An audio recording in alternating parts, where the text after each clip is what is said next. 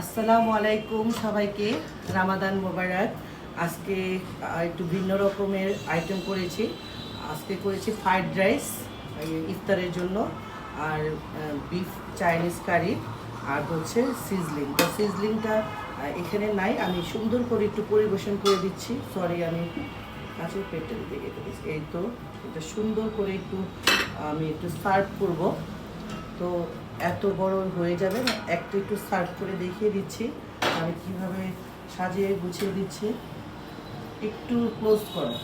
এটা হচ্ছে বিফ কারিটা, একটু চিলি কারি করেছি, এই যে এটা। আর এই যে সিজলিং ভাজা হচ্ছে গরম গরম, তো দেরি হয়ে যাবে।